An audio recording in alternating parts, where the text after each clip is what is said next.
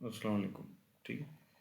Question number 2 जो आपके mid term का था, उसमें ये था कि आपने एक सब रूटीन बनानी थी। ठीक है।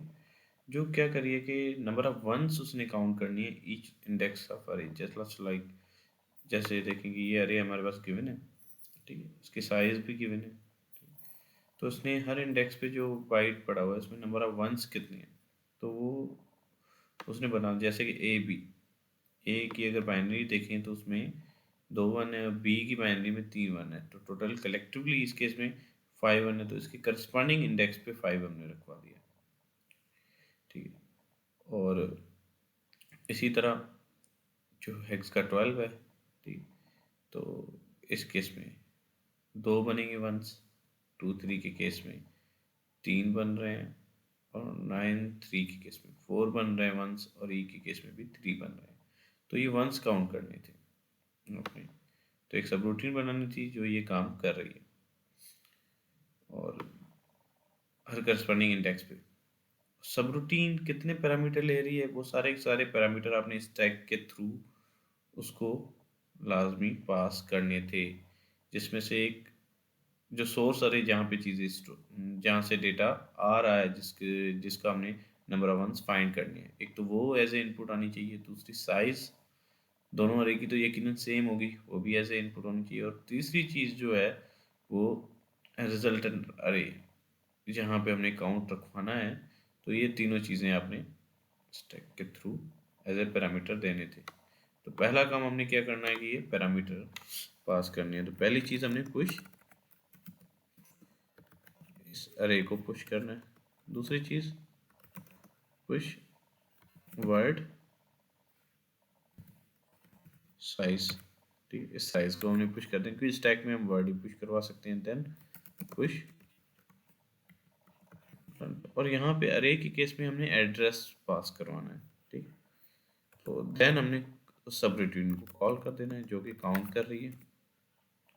ठीक है, काउंट कर रही है। तो ये पुश कर 3 पैरामीटर ये लाजमी करने थे, उसके बाद काउंट की हमने सब रूटीन बनानी थी। अब मेन काम जो रह गया है वो सब रूटीन बनाना, काउंट की। ठीक है। अब एक और चीज़ यहाँ पे लिखी हुई है जो सबसे इम्पोर्टेंट चीज़ है कि आपने ये जो रजिस्टर का डेटा है वो सब रूटीन में, जैसे ही वो सब रूटीन में जाए उसने रजिस्टर का सारा डेटा सेव करवाना है, और वापस निकलते वक्त रजिस्टर का डेटा सब रूटीन से गेट करना है। यहाँ पे देखें, save and restore register values. ठीक है। और दूसरी, सारे के सारे पैरामीटर स्टैक से उड़ा देने हैं क्योंकि हमें ज़रूरत नहीं है जब रिटर्न करें। ठीक है। तो ये काम करने हैं, ये 2 काम। तो अक्सर लोगों ने ये काम नहीं किए हुए, जो नोट में लिखा हुआ था, तो ये जो चीज़ यहाँ पे लिखी हुई है ये काम लाजमी करना था। ठीक है, नहीं किया। तो ये काम करने के लिए तो एक इंस्ट्रक्शन है जो हमने डिस्कस की थी, जो कि बेसिकली है पुश ए की, जो सारे के सारे पैरामीटर स्टैक में रखवा देती है। सिमिलरली रिटर्न से इमीडिएट आप पहले आप पॉप कर ले तो सारे, और दूसरे स्टैक से सारे पैरामीटर निकलवाने हैं, उड़ा देने हैं। तो हमने टोटल कितने पैरामीटर पर टोटल 6 बाइट स्टैक में पुश किए हैं, तो यहाँ पे रिटर्न 6 आदमी लिखना था। तो अक्सर ये चीज़ आपने मिस की है मोस्ट ऑफ द स्टूडेंट ने, जो कि रिक्वायर्ड थी। तो अगर एक क्वेश्चन का पार्ट है तो ये लाजमी आपने वो चीज़ करनी है। अब हम देखते हैं उसके बाद नेक्स्ट है कि सब रूटीन में जैसे ही आप इंटर हो गए, सारे रजिस्टर की वैल्यू सेव करवा दी, देन है कि आपने पैरामीटर जो पुश किए उन्हें गेट करना है। ठीक है। तो हमें पता है कि ये 8 रजिस्टर का डेटा स्टैक में पुश करवा देता है, तो सिंपली मूव स्टैक में ट्रैवर्स करने के लिए बेस पॉइंटर यूज होता है, तो एस पी मूव कर लिया। अब मूव बी पी, यहाँ पे मैंने एस आई कमा बी पी प्लस 16 पे मुझे आई पी मिलेगा। 18 अगर कर दूँ तो मुझे ये रिजल्टेंट अरे मिल जाएगी।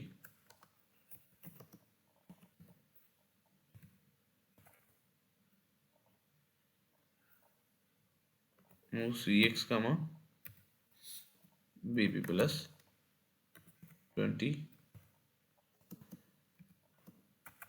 इसमें साइज आ जाएगी। और ये इस बात का आपने ख्याल रखना है, अक्सर स्टूडेंट्स ने इस बात का ख्याल नहीं रखा कि सी एक्स जो साइज का वेरिएबल था वो हमने बाई टाइप का बनाया था, ठीक है। तो मीन्स के यहाँ पे सी एच को 0 भी करना होगा।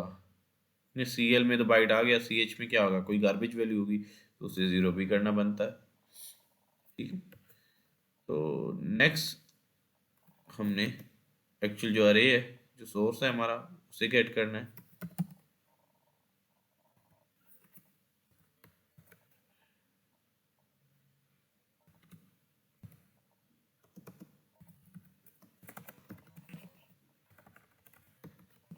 ये अरे हमने बी एक्स में रखवा दी, ठीक है। अब नंबर ऑफ वंस काउंट करनी है। तो पहला तरीका ये है कि हम इंडिविजुअल अरे के जो एलिमेंट है उसको गेट करेंगे। मूव ए एल कामा, अगर मैं बी एक्स को डी रेफरेंस करता हूँ तो मुझे पहला इंडेक्स मिल जाएगा। दूसरा इंडेक्स चाहिए तो मैं इसे कितनी बार रिपीट करूँगा, दूसरा इंडेक्स का एलिमेंट चाहिए तो मुझे सी एक्स टाइम। तो यकीनन यहाँ पे अगर मैं लूप लगा लूँ, लूप की इंस्ट्रक्शन, तो उससे काम बन जाएगा। तो यहाँ पे मैं L1 के नाम से एक लूप बना देता हूँ और लूप की इंस्ट्रक्शन बना देता हूँ।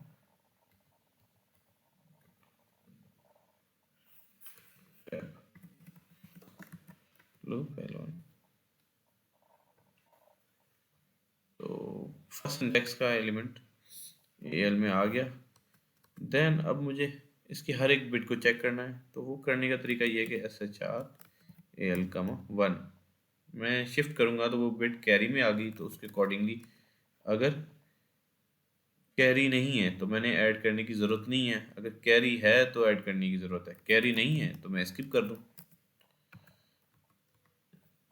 यहाँ पे स्किप, कैरी है तो उस केस में मैंने ऐड करना है,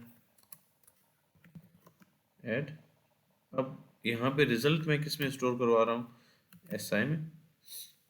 एस आई, अगर इसको डी रेफरेंस करूँ तो मुझे पहला इंडेक्स मिल जाएगा। तो यहाँ पे जस्ट मैं ऐड 1 कर दूँ, रिजल्ट मिल जाएगी। स्किप करने के बाद मुझे कहाँ पे जाना है, ठीक है।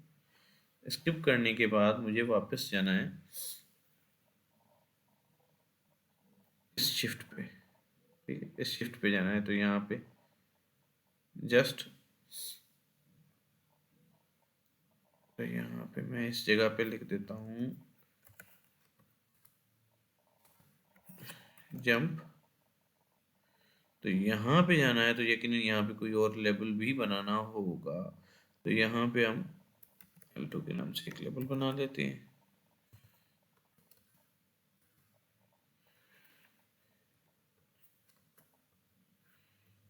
जब नॉट कैरी है तो स्किप पे, और यहाँ पे जंप L2 कर दिया हमने, ठीक। अब इसके बाद हमने क्या करना है कि जब L2 पे वापस आए, कब तक ये प्रोसेस चलता रहेगा, ये प्रोसेस तब तक चलना है जब तक इसकी वैल्यू 0 नहीं हो जाती। मीन्स के एल की वैल्यू को अगर मैं 0 के साथ कंपेयर करूं, ठीक, अगर 0 है तो इस केस में मुझे इस प्रोसेस को ख़त्म कर देना चाहिए, ठीक। तो यहाँ पे मैं जस्ट एक कंपेयर लगा दूं, कंपेयर एल का 0, ठीक, जे जी, देन स्किप 2, स्किप 2 पे आ जाना चाहिए मुझे। तो स्किप 2 पे आ गया। अब इसके 2 में ये होना चाहिए कि ये प्रोसेस दोबारा रिपीट होगा, तो मीन्स बी एक्स। लेकिन नोट करें बी एक्स की टाइप की अरे जो है वो बाई टाइप की अरे है, तो यहाँ पे बी एक्स में जो ऐड होगा वो 1 होगा, और जिसमें रिजल्ट स्टोर हो रही है वो हमारी वर्ड टाइप की अरे है। तो यहाँ मीन्स के एस आई के अंदर हम 2 ऐड करेंगे, ठीक? तो ये प्रोसेस चलता रहेगा, कितनी बार चलेगा, जितनी बार साइज है। अब इसको चला के चेक कर लेते हैं क्या ये सही चल रहा है या नहीं।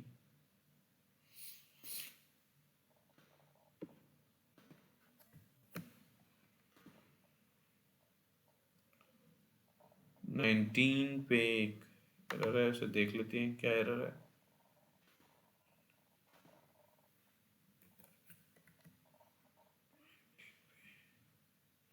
हाँ, यहाँ पे वर्ड लिखना पड़ेगा हमें, ठीक है। हमने बाय उसका साइज स्पेसिफाई नहीं की थी हमने, उसको चला देख लेते हैं। AFD.com फंक्शन F1 देखें, जो अरे जहाँ पे हमारा डेटा पड़ा हुआ है उसका एड्रेस क्या है, M1 स्पेस DS:013D। उस पर वही डेटा पड़ा हुआ है जो हमने रखवाया था।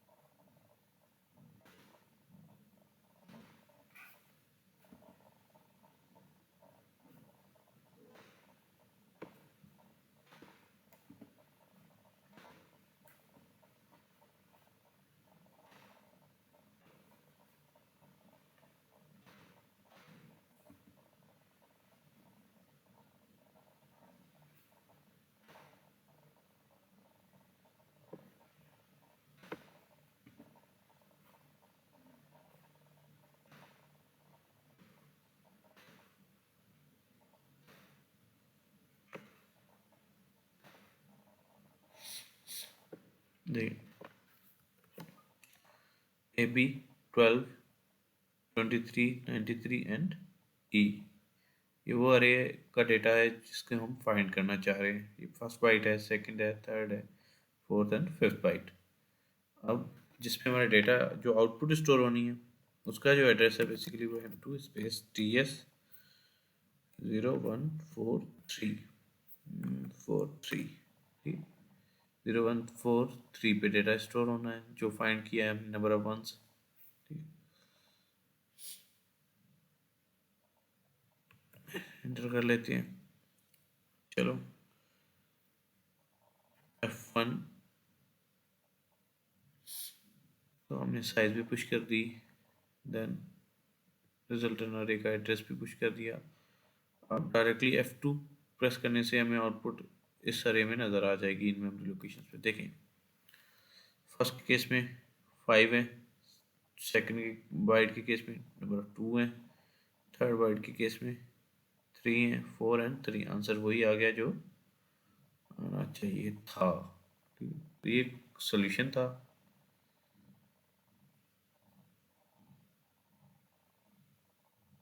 अक्सर आप लोगों ने जो मिस्टेक की हैं, मिस्टेक्स मैं बता देता हूँ।